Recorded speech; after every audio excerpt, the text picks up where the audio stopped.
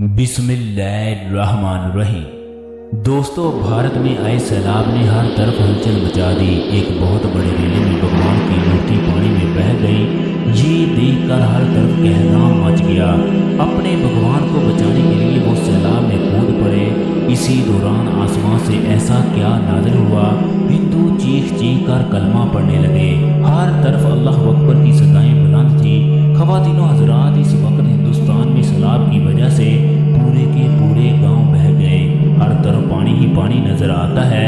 इस वक्त हजारों की तादाद में घर सैलाब की नजर हो चुके हैं। ये सैलाब इस कदर बड़ा था कि इसने मंदिरों का भी लिहाज नहीं रखा। कई लोग मंदिर में मूर्ति की पूजा में मसरूफ थे। जब इसी दौरान पानी का एक रेला गुजरा। इस रेले ने देखते ही देखते हर तरफ हजारों की तादाद में गांव को उजाड़ कर रख दिया। हिंदुओं का सबसे बड़ा भगवान सैलाब की जद में आकर पानी में बहने लगा। ये मंजर देखकर हिंदुओं के रोंगटे खड़े हो गए। वो लोग हर सूरत में अपने खुदा को बचाना चाहते थे। इसी दौरान ऐसा क्या हुआ, ये लोग अल्लाह अकबर के नारे लगाने लगे। इनकी आंखों से निकलने वाले आंसू इस बात का पता बता रहे थे कि इन्हें अपने किए पर बहुत ज़्यादा अफसोस है। ये तमाम मालूमात जानने के लिए वीडियो को आखिर तक लाजमी देखें। वीडियो को लाइक करें और दोस्तों के साथ शेयर लाजमी करें। शुक्रिया। हिंदुस्तान के मंदिर में ऐसा क्या हुआ कि वहां पर मौजूद तमाम लोग कलमा पढ़ने पर मजबूर हो गए। इस वीडियो के पीछे हकीकत क्या थी, ये सब कुछ आपको इस वीडियो में मालूम हो जाएगा। हिमाचल प्रदेश के एक गांव में हिंदू और मुसलमान मिलकर रहते थे। जब से पाकिस्तान और हिंदुस्तान एक अलहदा मुल्क बना था, उस वक्त एक आदमी इस गांव में आकर आबाद हुआ। रफ्ता रफ्ता इस जगह एक गांव आबाद हो गया। मुसलमान और हिंदू एक दूसरे की इज्जत करते, एक दूसरे का ख्याल करते, मिल बैठ कर खाना खाते। अल गर्ज के मुसलमानों और हिंदुओं के दरमियान इंतहाई गहरे मरासम थे। फिर जैसे जैसे नई नस्ल का आगाज हुआ, इनके दरमियान तलखियां बढ़ती गई। मुसलमान और हिंदू दो अलहदा मसलक बनकर रहने लगे। इनके दरमियान ऊंच नीच भी होने लगी। मुसलमानों की तादाद हिंदुओं के मुकाबले में कम थी। चंद सालों में जो लोग एक दूसरे को भाई भाई कहते थे, वो अब एक दूसरे को देखना भी गवारा ना करते। हिंदू अपनी अक्सरियत का रोब जमाते हुए मुसलमानों को कमतर समझते हुए उन पर जुल्म करने लगे।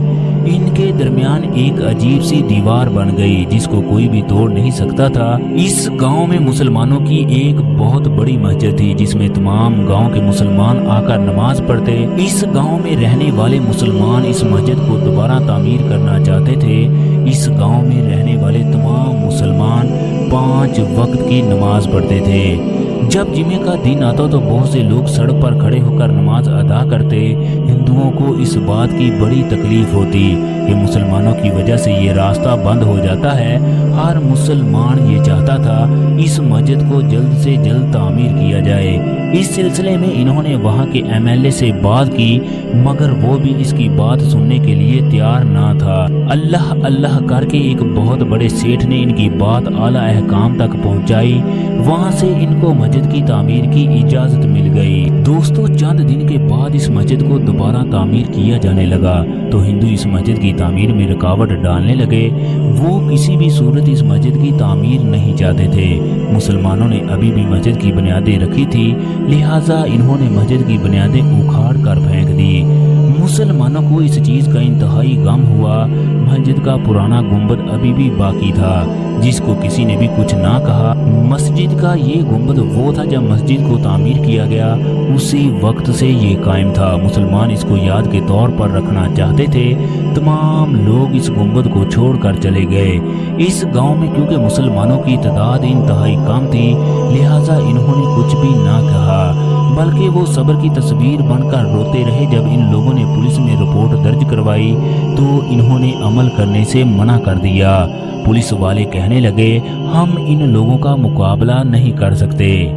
वक्त गुजरता गया। हिंदुओं ने मस्जिद की जगह एक बहुत बड़ा मंदिर तामीर कर लिया। ये मंदिर इस कदर बड़ा था, लोग दूर दूर से इसकी मूर्ति की पूजा करने के लिए आते। रफ्ता रफ्ता ये मंदिर हिंदुओं के लिए इंतहाई मुकद्दस मंदिर बन गया। ये मंदिर इस वजह से भी ज़्यादा मशहूर था क्योंकि इसको मस्जिद की जगह तामीर किया गया। इस मंदिर में हिंदुओं ने एक बहुत बड़ी मूर्ति को ला कर रखा। इस मंदिर में जो गुंबद था मुसलमान इसको देखकर दिल ही दिल में रोते, आंसू बहाते और फिर खामोशी इख्तियार कर लेते।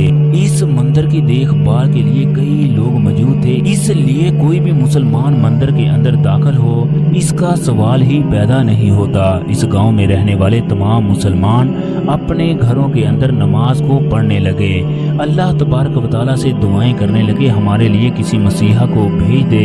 एक दिन आसमान पर गहरे बादल छा गए, हल्की हल्की बारिश शुरू हो गई।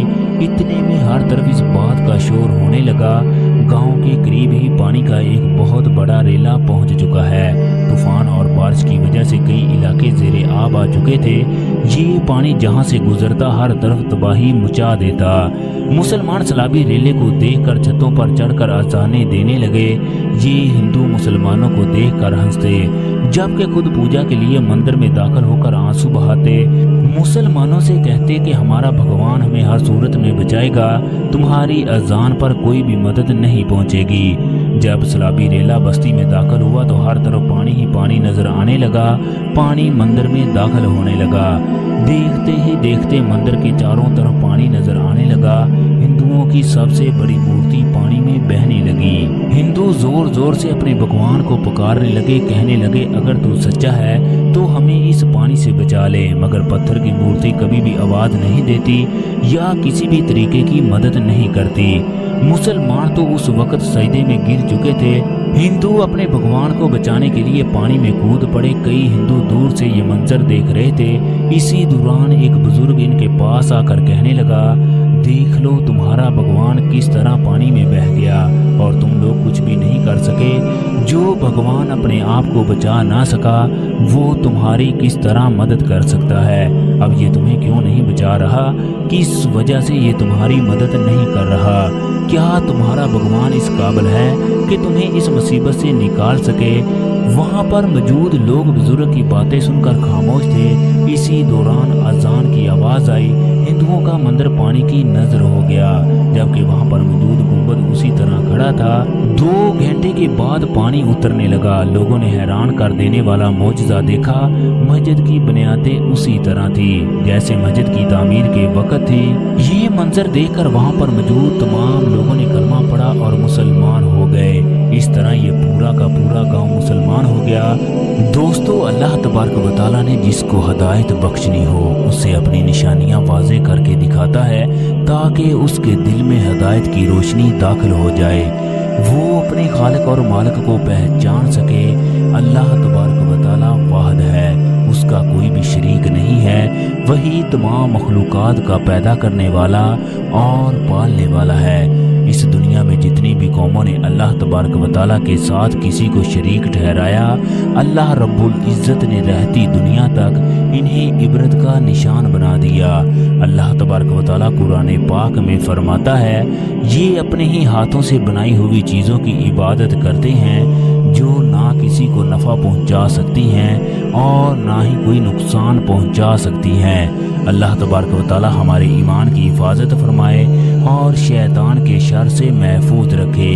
आमीन। दोस्तों, कमेंट बॉक्स में आप भी आमीन ज़रूर लिखें।